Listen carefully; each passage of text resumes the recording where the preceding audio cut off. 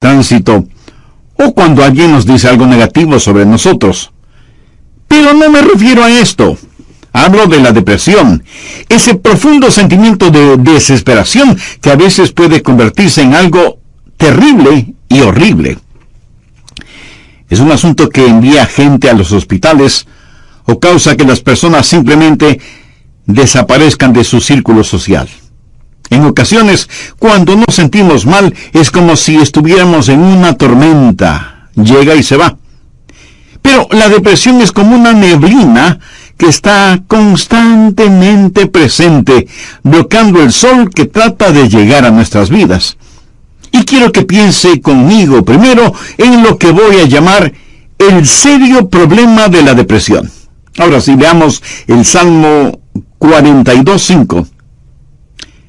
¿Por qué te abates, oh alma mía, y te turbas dentro de mí? El rey David escribió estas palabras, y él estaba deprimido, y estaba hablando consigo mismo.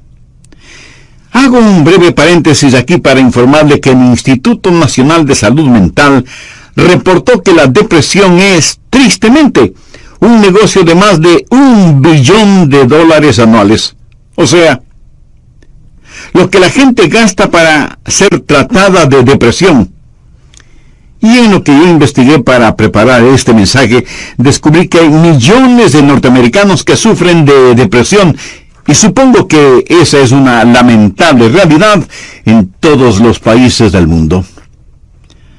¿Sabe usted que es muy difícil animar a una persona que sufre de depresión? Tal pareciera que nada le hace sentir mejor.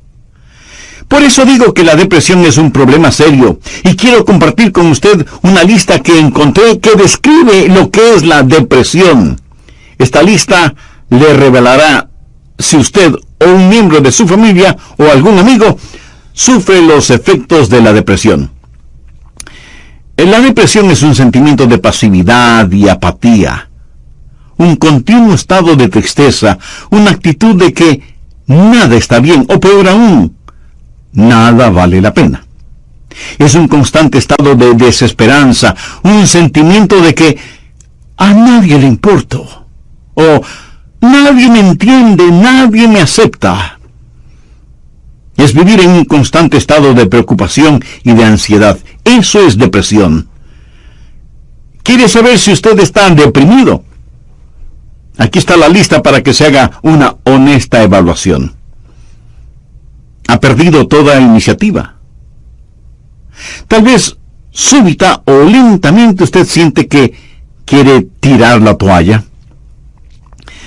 Siente repentinos deseos de llorar sin causa aparente. Se despierta de pronto por la noche y ya no puede volver a dormir. Se despierta por la mañana sintiéndose fatigado. Siente dolores no bien definidos en todo su cuerpo. Se encuentra a veces pensando en su propia muerte o con pensamientos suicidas. ¿Alguna vez suspira incesantemente o como si algo pesado le oprimiera el pecho? ¿Ha llegado al punto de no confiar en su propio juicio y le es un verdadero problema el tomar alguna decisión? Se vuelve a veces irritable y choca o pelea fuertemente con otros sin ninguna razón aparente. Está consciente de que nada, absolutamente nada le entusiasma. Permítame aclarar que esa no es mi lista. Pero estoy seguro que es la lista de alguien. Amigo, esa es la depresión de alguien que está deprimido o deprimida. Y a lo mejor alguno de quienes me escucha dirá: pastor, ese mensaje no es para mí porque yo no estoy deprimido. Felicitaciones. Pero sabe, alguien que usted conoce lo está. Y usted puede ayudar a ese alguien. ¿Está seguro o segura que usted no necesita ayuda en esta área? ¿Cómo puede levantarse cuando está caído? La depresión es una enfermedad mortal que manda a mucha gente a los hospitales y a otros a la tumba. Es la tercera causa de mortalidad en ciertas categorías y edades. Aquellos que hemos estado en el ministerio el tiempo suficiente, sabemos cuando vamos a una tumba a enterrar a un cónyuge, que no pasará mucho tiempo sin que tengamos que enterrar al otro. Y si usted me dice, oh, eso pasa con los incrédulos porque no saben lo que nosotros sabemos. Permítame decirle algo. Los hijos de Dios no son inmunes a la depresión. Moisés, ese gran líder del pueblo de Dios, experimentó tal estado de depresión que le pidió a Dios que lo matara. Jonás, poderoso profeta de Dios, también le pidió a Dios que le quitara la vida. Y Elías, sentado bajo la sombra del árbol, deseaba más bien estar muerto. El apóstol Pablo habla de sí mismo y su estado de depresión o de desesperación por estar vivo. Y Juan el Bautista estuvo en un calabozo. No una mazmorra literal, sino en un calabozo de desesperación. Juan el Bautista, el heraldo del Señor Jesucristo, llegó a dudar si Jesús era el Mesías. Y en las páginas de la historia encontramos que grandes hombres sufrieron depresión. Quienes predicamos la palabra de Dios, pensamos que Carlos Spurgeon fue uno de los más grandes predicadores que han existido. Pero este gran hombre lleno de viveza y calor humano tuvo períodos de depresión. Y en el área de la política, Winston Churchill fue el gran estadista que tuvo que dirigir Inglaterra durante la Segunda Guerra Mundial. Indiscutible líder, a veces tenía ataques de depresión tan grandes que no atendía a nadie en su oficina. Y él se refería a la depresión como el gran perro negro que me tiene entre sus fauces. Cuando el rey David en el Salmo 42:5 dice, ¿por qué te abates, oh alma mía, y te turbas dentro de mí? Exteriormente, cuando esto sucedió, él tenía la razón de estar deprimido. Perdió a su hijo Absalón, a quien amaba profundamente, a pesar de que Absalón se sublevó contra su padre, lo traicionó, trató de arrebatarle el reino, y David tuvo que huir para salvar su propia vida. Luego Absalón muere trágicamente. En 2 Samuel 18:33 leemos, entonces el rey se turbó, y subió a la sala de la puerta y lloró, y yendo decía así, hijo mío, Absalón, ¿quién me diera que muriera yo en lugar de ti? Absalón, hijo mío, hijo mío. David huyó para salvar la vida. Él debía ser el rey. Pero perdió su fortuna, perdió su hogar, perdió su poder, perdió todo respaldo financiero, y como si todo esto fuera poco, David pecó contra Dios, cometió un horrible, terrible pecado que le costó la vida a su tierno hijo. Y luego su hija fue violada por su propio hermano, y tuvo una esposa que fue asaltada sexualmente, y ahora su hijo rebelde, Absalón, había encontrado la muerte en forma trágica. La nación sobre la cual David se suponía que era rey estaba en turbulencia. Así que exteriormente David tenía toda la razón para estar deprimido. Las cosas no podían estar peor que lo que estaban. ¿Por qué te abates, oh alma mía, y te turbas dentro de mí? Este salmo es un caso clínico de depresión. En primer lugar, David tuvo lo que yo llamo sequedad espiritual. Miremos, por favor, los primeros 2 versos de este Salmo 42. Como el ciervo brama por las corrientes de las aguas, así clama por ti, oh Dios, el alma mía. Mi alma tiene sed de Dios, del Dios vivo. ¿Cuándo vendré y me presentaré delante de Dios? David está sediento de Dios, pero siente como que si Dios estuviera lejano. David se siente como un ciervo rodeado por una jauría de perros de caza. Siente su sequedad espiritual, siente el temblar de su alma y piensa que a lo mejor Dios ya se olvidó de él. Mire lo que dice en el verso 9. Diré a Dios, roca mía, ¿por qué te has olvidado de mí? David está sediento de Dios, pero Dios parece que estuviera a años luz de distancia. ¿Dónde estás tú, Dios? ¿Por qué te has olvidado de mí? Sequedad espiritual. Dios no se había olvidado de él. Ese no es el punto. Y el rey continúa su lamento en el verso 3 diciendo: fueron mis lágrimas mi pan de día y de noche. Y aquí me imagino a David llorando incontrolablemente, este poderoso hombre de Dios, ahora llorando como una criatura. Todos tenemos momentos de tristeza, pero no siempre de llanto incontrolable, aunque puede ser así. Eso es un signo de depresión. No es como una lluvia de verano que cae y desaparece rápidamente, sino que es más bien como una neblina continua durante el día nublado. David siente vergüenza y se siente derrotado. Mire lo que dice en el verso 3. Fueron mis lágrimas mi pan de día y de noche, mientras me dicen todos los días: ¿dónde está tu Dios? Él sabe que sus enemigos están burlándose de él y está avergonzado.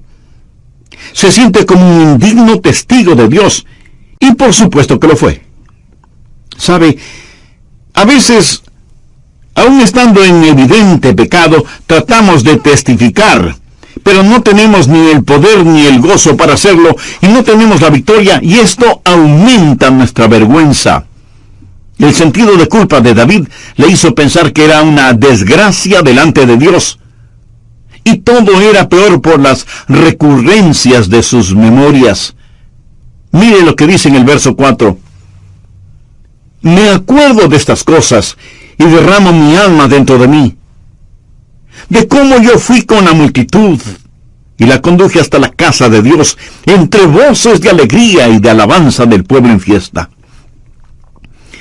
David recordaba mejores días. Miró retrospectivamente aquellos días cuando tuvo gozo y paz junto con la multitud, alabando a Dios en la casa de Dios. Y ahora todo eso no era más que un recuerdo. Ya no era nada real para él, y hacía que todo su dolor, toda su turbación fuera más vívida, y sentía que esos hermosos días que antaño experimentó, los había perdido para siempre. Y como si eso no fuera suficiente, él estaba abrumado por las circunstancias. Miremos lo que David dice en los versos 6 y 7. Dios mío, mi alma está abatida en mí. Me acordaré, por tanto, de ti desde la tierra del Jordán, y de los hermonitas desde el monte de Mizar. Un abismo llama a otro a la voz de tus cascadas. Todas las ondas y tus olas han pasado sobre mí. El río Jordán es llamado el río de la muerte.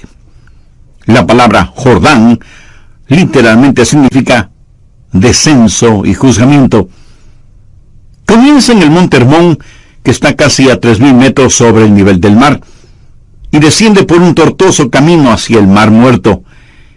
El Mar Muerto está a casi 450 metros por debajo del nivel del mar. Y el río Jordán fluye hacia el Mar Muerto para no volver a aparecer.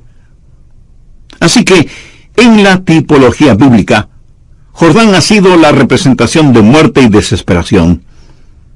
Y David siente que está totalmente inundado por las circunstancias. Las aguas de Dios están sobre él. Está cubierto de problemas y no sabe hacia dónde dirigirse. Está absoluta y totalmente abrumado por las circunstancias.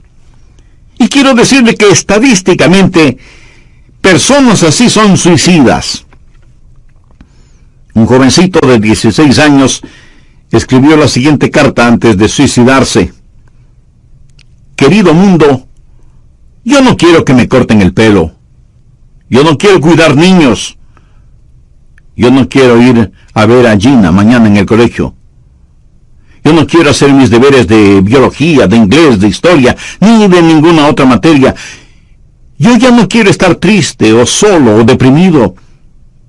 No deseo comer, ni beber, ni conversar, ni dormir, ni respirar. Sencillamente ya no quiero vivir. Papá, mamá, no es culpa de ustedes. Solo que no me siento libre, me siento enfermo, triste y solo, aunque esté rodeado de mis padres, hermanos, compañeros y amigos. Eso, mi amigo, es depresión y es muy, pero muy triste. La depresión es un serio problema. En segundo lugar, quiero que sepa y vea que hay una provisión espiritual para la depresión. Gracias a Dios, usted no tiene que estar deprimido. Dios ha hecho provisión para usted, para mí, para nuestras familias y para nuestros amigos, para todos aquellos que sufren depresión. Primero, usted tiene que mirarse interiormente y analizar su corazón. Veamos el Salmo 42, los versos del 5 al 7. ¿Por qué te abates, oh alma mía, y te turbas dentro de mí? Espera en Dios, porque aún he de alabarle, salvación mía y roca mía, Dios mío, mi alma está abatida en mí. Me acordaré por tanto de ti desde la tierra de Jordán, y de los hermonitas desde el monte de Mizar. Un abismo llama a otro a la voz de tus cascadas, todas tus ondas y tus olas han pasado sobre mí. Pero ahora quiero que note en forma particular que David comienza a hablar consigo mismo. Y si usted me pregunta si uno puede hablar con uno mismo, pues le diré que sí, David lo hizo. Y no me diga que usted nunca ha hablado con usted mismo, porque francamente no se lo voy a creer. Porque todos lo hacemos, consciente o inconscientemente. Note que David está hablando con su alma. El alma es el ego que vive dentro de cada uno de nosotros, no es el espíritu. El espíritu es su naturaleza espiritual, su alma es su naturaleza emocional, su mente, sus emociones, su voluntad, y David le habla a su alma. En el próximo programa terminaremos este estudio bíblico sobre la depresión, y espero que esto no lo deprima ahora. Antes de finalizar y sabiendo que la depresión no hace acepción de personas y la sufren santos y pecadores, permítame preguntarle en forma personal, ¿ha depositado su fe en el Señor Jesucristo? ¿A quién recurre cuando está deprimido? Recuerde que la causa de la depresión puede ser externa, pero la solución es interna, íntima, personal. Si usted aún no tiene a Jesús en su corazón, puede hacerlo este mismo momento. Ore con sus propias palabras de la siguiente manera: Señor Jesús, sé que eres el Hijo de Dios, que fuiste a la cruz para pagar la culpa de mis pecados, y que Dios te resucitó de entre los muertos. Este mismo momento te acepto en mi corazón como mi Salvador y mi Señor, y te ruego que tomes el control total de mi vida. Gracias por perdonarme. Gracias por darme nueva vida. Y ayúdame a vivir de tal manera para felices acerca de alguien o de algo. O cuando perdemos el trabajo o tenemos un accidente de tránsito. O cuando alguien dice algo negativo sobre nosotros. Pero no me refiero a esto. Hablo de la depresión. Ese profundo sentimiento de desesperación que a veces puede convertirse en algo terrible y horrible. La depresión es un sentimiento de pasividad y apatía, un continuo estado de tristeza, una actitud de que nada está bien, o peor aún, nada vale la pena. Es un constante estado de desesperanza, un sentimiento de que a nadie le importo, o nadie me entiende, nadie me acepta. Es vivir en un constante estado de preocupación y de ansiedad. Eso es depresión. ¿Quiere usted saber si está deprimido? Aquí está en la lista para que se haga una honesta evaluación. Ha perdido toda iniciativa. Tal vez súbita o lentamente usted siente que quiere tirar la toalla. Siente repentinos deseos de llorar sin causa aparente. Se despierta de noche y ya no puede volver a dormirse. Se despierta por la mañana sintiéndose fatigado. Siente dolores no bien definidos en todo su cuerpo. Se encuentra a veces pensando en la propia muerte, la suya, o con pensamientos suicidas. ¿Alguna vez suspira incesantemente o como si algo pesado le oprimiera el pecho? Ha llegado al punto de no confiar en su propio juicio y le es un verdadero problema el tomar alguna decisión. Se vuelve a veces irritable y choca o pelea fuertemente con otros sin ninguna razón aparente. Está consciente de que nada, absolutamente nada le entusiasma. Y si usted me dice, eso pasa con los incrédulos porque no saben lo que nosotros sabemos. Permítame decirle algo, los hijos de Dios no son inmunes a la depresión. Moisés, ese gran líder del pueblo de Dios, experimentó tal estado de depresión que le pidió a Dios que lo matara. Jonás, poderoso profeta de Dios, también le pidió a Dios que le quitara la vida. Y Elías, sentado bajo la sombra de un árbol, deseaba más bien estar muerto. El apóstol Pablo habla de sí mismo y su estado de depresión o de desesperación por estar vivo. Y Juan el Bautista estuvo en un calabozo, no una mazmorra literal, sino en un calabozo de desesperación. Juan el Bautista, el heraldo del Señor Jesucristo, llegó a dudar si Jesús era el Mesías. Y en las páginas de la historia encontramos que grandes hombres sufrieron depresión. Quienes predicamos la palabra de Dios pensamos que Carlos Spurgeon fue uno de los más grandes predicadores que ha existido. Pero este gran hombre lleno de viveza y de calor humano tuvo períodos de depresión. Y en el área de la política, Winston Churchill fue el gran estadista que tuvo que dirigir Inglaterra durante la Segunda Guerra Mundial.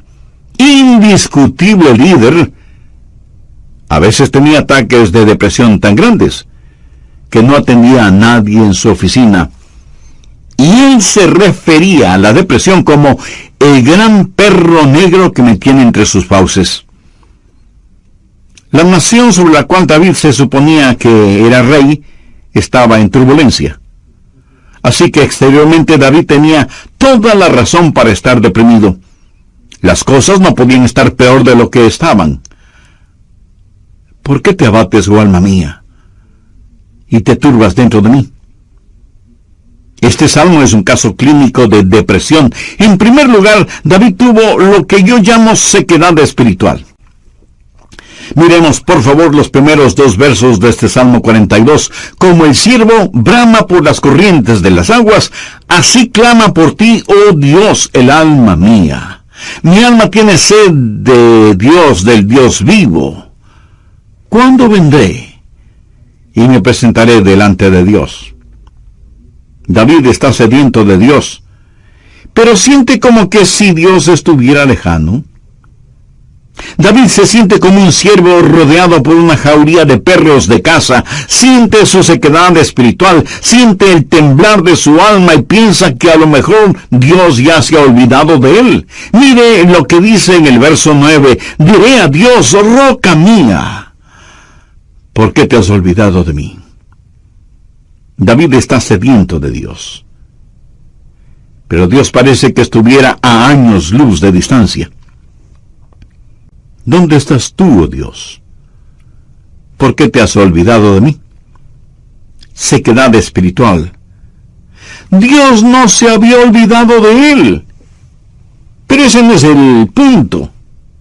El rey continúa su lamento en el verso 3 diciendo, fueron mis lágrimas, mi pan de día y de noche. Y aquí me imagino a David llorando incontrolablemente, este poderoso hombre de Dios ahora llorando como una criatura. Todos tenemos nuestros momentos de tristeza, pero no siempre de llanto incontrolable, aunque puede ser así. Eso es un signo de depresión. No es como una lluvia de verano que cae y desaparece rápidamente, sino que es más bien como una neblina continua durante un día nublado. David siente vergüenza y se siente derrotado. Mire lo que dice en el verso 3. Fueron mis lágrimas mi pan de día y de noche, mientras me dicen todos los días, ¿dónde está tu Dios? ¿Sabía que dentro de usted hay alguien que constantemente le está hablando? Es la vieja naturaleza, su alma no redimida ni santificada. Y su alma le habla y le dice, tienes razón de sentir pena por ti mismo. Nunca lo lograrás. No tienes lo que se requiere. Este es el final. La vida no vale la pena vivirla. Y David responde a su alma y le dice, ¿por qué te abates, oh alma mía? Y este es el momento en que usted toma control, sostiene firmemente a su alma frente a usted, le mira directamente a los ojos y le habla. Eso es lo que David hizo cuando le dijo, alma, ¿por qué te sientes así? Usted tiene que mirarse íntimamente, interiormente, y analizar su corazón. ¿Por qué está deprimido? Yo no estoy diciendo que no tiene razón para estar deprimido. Tal vez alguna persona amada ha fallecido, su cónyuge, un hijo o una hija, un entrañable amigo. Si eso es verdad, entréguele su dolor a Dios, comparta su pena con quienes le aman, y tenga en cuenta que a pesar de cómo se sienta, la vida no ha terminado para usted. Tal vez tiene el corazón destrozado. Alguien a quien amaba profundamente le ha engañado. Tal vez un esposo ha abandonado a su esposa por otra mujer, o a lo mejor una esposa ha dejado a su esposo por otro hombre. Tal vez esté enfrentando el dolor de un noviazgo roto súbita y amargamente. O pudiera ser que los padres no hacen sentir bienvenidos a sus hijos que se fueron del hogar como las ovejas negras de la familia. Si usted está viviendo estas u otras amargas experiencias, escúcheme. Rehúse el estar rumiando estas cosas una y otra vez. Eso no es bueno. Analice las cosas. Si alguien le ha destrozado el corazón, vea qué es lo que ha aprendido de esa experiencia y comience a buscar y tener nuevas amistades. Tal vez usted ha pecado y está siendo perseguido constantemente por el fantasma de su culpa. ¿Qué debe hacer? Confiese su pecado a Dios. Y si tiene que pedir perdón a alguien, hágalo. Si tiene que restituir algo a alguien, hágalo sin demora de tiempo. Mientras más se demore en hacerlo, más difícil le será el realizarlo. Haga lo que tiene que hacer ya. Y cierre la puerta de ese pasado. Analice, mire su propio corazón y pregúntese, ¿por qué estoy abatido? Pero necesita hacer algo más. No solo un análisis íntimo de su corazón, sino que mirando hacia arriba, reconozca que necesita ayuda una vez que ha identificado el problema. Noten los versos del 7 al 9 lo que David dijo. Un abismo llama a otro a la voz de tus cascadas. Todas tus ondas y tus olas han pasado sobre mí. Pero de día mandará Jehová su misericordia, y de noche su cántico estará conmigo, y mi oración al Dios de mi vida. Diré a Dios, roca mía, ¿por qué te has olvidado de mí? ¿Por qué andaré yo enlutado por la opresión del enemigo? ¿Qué es lo que David está haciendo ahora? Pues mirar hacia arriba. No solo interiormente para ver por qué me siento así, sino mirar hacia Dios y decir, Dios, tú eres mi ayuda y mi esperanza. Tú me cubrirás con tu misericordia. Oh, qué amigo nos es Cristo. Él llevó nuestro dolor. Estoy seguro que alguien me dirá, pastor, lo que yo estoy pasando usted no lo comprende. Mi amigo, es cierto, yo no lo comprendo, pero Dios le comprende. Y no solo que le comprende, sino que le ama y quiere cuidar de usted. Él es su ayudador, aun cuando usted no lo entienda. El doctor Warren Wiersbe fue un gran maestro bíblico, y él dijo que la vida no es un problema que debe ser resuelto, sino un misterio que debe ser vivido. Eso nos hace recordar siempre que, como hijos de Dios, no vivimos de explicaciones, sino de promesas. Algunos piensan que de alguna manera Dios les ha olvidado o Dios les ha fallado. No. Dios ni se ha olvidado de usted ni le ha fallado a usted. Pero David se sintió así. Mire la pregunta que hace en el verso 9. Dios, ¿por qué te has olvidado de mí? No, Dios no se había olvidado de David. Y si usted me dice, pastor, realmente no entiendo esto, yo le diré que no tiene que entenderlo. Es más, el hecho de que no lo entienda pudiera ser parte del juicio y de la prueba. El poeta norteamericano Robert Frost, en uno de sus poemas, dijo: era esencial para el juicio que usted no lo entendiera entonces. Tenía que parecer sin significado el tener significado. Esto no tiene ningún significado para usted. Verá, podemos confiar en Dios para cualquier cosa si entendiéramos el porqué. Pero Dios no nos deja entender el porqué todo el tiempo, para que podamos conocer el quién y podamos confiar en Él en aquello que no entendemos. Andrew Murray fue un extraordinario hombre de Dios y dijo lo siguiente: en tiempos de problemas, aquellos que confían en Dios deben primero decir: Él me trajo hasta aquí. Es por su voluntad que me encuentro en esta situación. Y Él me mantendrá aquí en su amor y me dará la gracia en este juicio para comportarme como su hijo. Él hará que este juicio sea una bendición, enseñándome las lecciones que Él quiere que aprenda y trabajando bajo su gracia ya concedida. Finalmente, en su tiempo, Él le librará nuevamente. ¿Cómo y cuándo? Bueno, solo Él lo sabe. Así que cuando usted está en dificultades, diga: estoy aquí primero por la voluntad de Dios, segundo bajo su cuidado, tercero bajo su entrenamiento y cuarto en su tiempo. Alguien dijo: Dios es demasiado bueno para no ser bondadoso, demasiado sabio como para cometer errores. Y cuando no podamos ver su mano, podemos confiar en su corazón. Mírese interiormente y analice su corazón. Salmo 42:11. ¿Por qué te abates, oh alma mía? ¿Y por qué te turbas dentro de mí? Espera en Dios, porque aún he de alabarle.